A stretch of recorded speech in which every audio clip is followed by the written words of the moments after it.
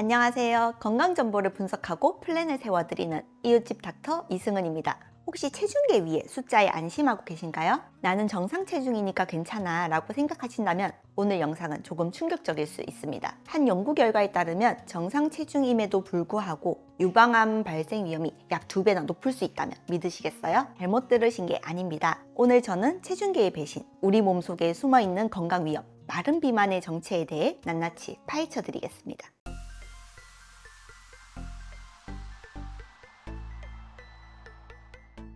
우리는 오랫동안 비만은 나쁘고 마른 것은 건강하다라는 이분법적인 생각에 갇혀 있었습니다. 그리고 이 기준은 늘 체질량 지수, BMI였죠. 하지만 이 BMI 수치는 아주 치명적인 맹점을 가지고 있습니다. 우리 몸의 근육과 지방을 전혀 구분하지 못한다는 것입니다. 바로 이 허점 때문에 마른 비만이라는 훨씬 교활하고 위험한 상태가 나타납니다. 겉보기엔 날씬하지만 몸속은 내장 지방과 염증으로 가득 차서 암 발생의 가능성을 높이는 상태로 변화해버린 거죠. 이걸 방치하면 어떻게 될까요? 이것은 단순히 좀 피곤한 문제가 아닙니다. 미국 MD 앤더슨 암센터의 한 연구에서는 하루 대부분을 앉아서 보내는 시간이 가장 긴 그룹이 가장 짧은 그룹에 비해 암으로 사망할 위험이 무려 52%나 더 높다고 밝혔습니다. 정상 체중이라는 가면 뒤에 숨어서 자신도 모르게 생명의 위협을 키우고 있었던 것입니다. 많은 분들이 암은 유전이나 운명이라고 생각하지만 진실은 다릅니다.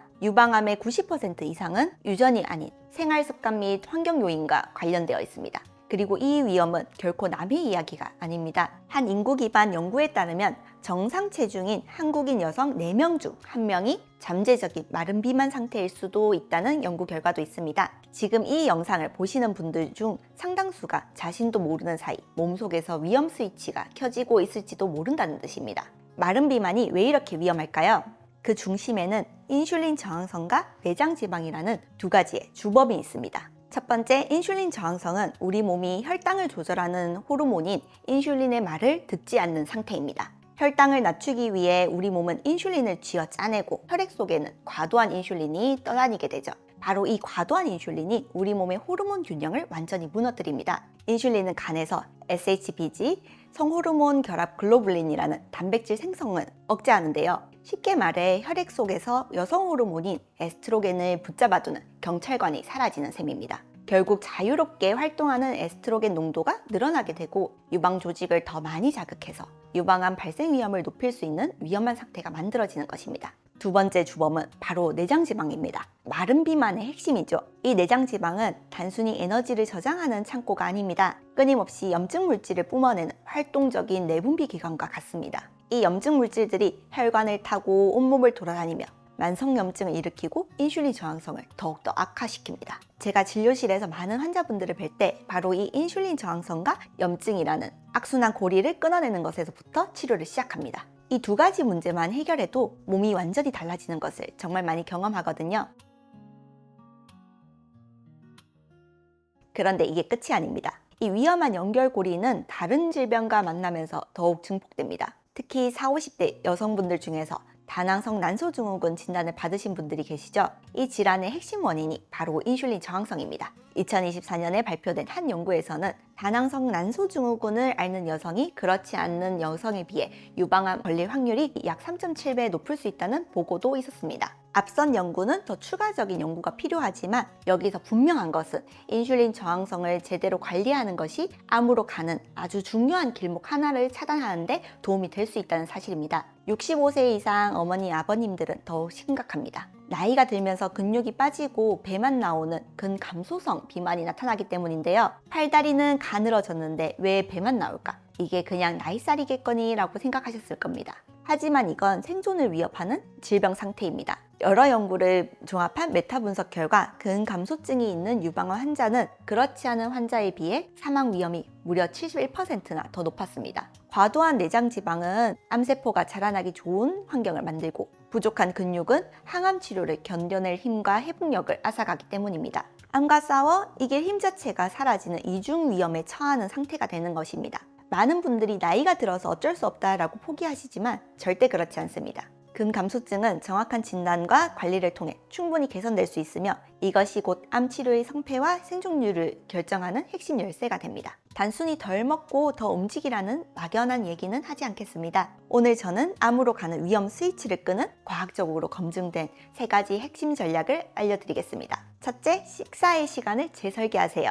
바로 시간 제한 식사입니다. 한 유망한 연구 결과에 따르면 유방암 생존자를 대상으로 매일 밤 13시간 이상 공복을 유지한 그룹은 그렇지 않은 그룹에 비해 암 재발 위험이 36% 낮았습니다. 음식을 먹지 않는 시간을 확보해서 우리 몸이 스스로를 정화하고 인슐린 수치를 안정시켜 호르몬 시스템을 리셋할 시간을 주는 것입니다. 예를 들어 저녁 7시에 식사를 마쳤다면 다음날 아침 8시 이후에 아침을 드시는 것입니다. 이것만으로도 여러분은 강력한 건강 스위치를 켜는 셈입니다. 둘째, 운동의 목표를 재설계하세요. 40, 50대 직장인이라면 긴 운동 시간보다는 운동 스낵이 훨씬 효과적일 수 있습니다. 하루 종일 앉아있는 시간을 1, 2분이라도 깨고 일어서서 계단을 오르거나 맨몸 스쿼트를 20회 정도 하는 것입니다. 이 짧은 움직임이 인슐린 저항성을 만드는 비활동의 사슬을 끊어내는 효과적인 방법입니다. 65세 이상이라면 운동의 목표는 근육 저축이 되어야 합니다. 부족한 근육이 사망 위험을 높인다는 사실을 기억하셔야 합니다. 단백질을 충분히 섭취하면서 가벼운 저항 운동으로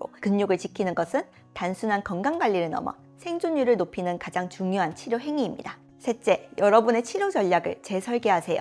이제 체중계를 넘어서서 내 몸의 진짜 적을 확인하고 맞춤형 계획을 세워야 합니다. 특히 앞서 말씀드린 다낭성 난소증후군으로 인슐린 저항성이 심한 분들이라면 식단과 운동만으로는 한계를 느끼실 수 있습니다. 이런 분들은 미오이노시톨이나 베르베린 같은 영양 성분이 보조적으로 도움이 될 수 있다는 연구 결과들도 있습니다. 실제로 이 성분들은 다수의 연구에서 다낭성 난소증후군 환자의 인슐린 민감도를 개선하는 효과가 입증되었습니다. 제가 진료실에서 환자분들을 뵐 때도 기본적인 생활습관 교정과 함께 개인의 상태에 맞는 영양치료를 병행했을 때 훨씬 좋은 예후를 보이는 경우를 정말 많이 봅니다. 하지만 이게 좋더라 라는 말만 듣고 무작정 드시면 안 됩니다. 개인의 건강 상태와 필요 용량이 모두 달라 반드시 병원을 방문해서 정확한 진단과 상담을 통해 본인에게 맞는 안전한 계획을 세우시는 것이 무엇보다 중요합니다.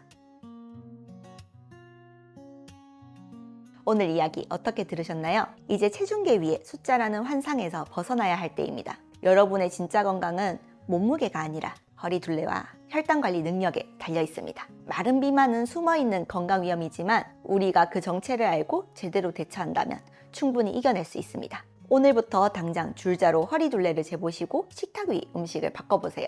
포기하지 마시고 여러분의 건강을 되찾는 첫걸음을 내디디시기 바랍니다. 이상 건강 정보를 분석하고 플랜을 세워드리는 이웃집 닥터 이승은이었습니다. 감사합니다.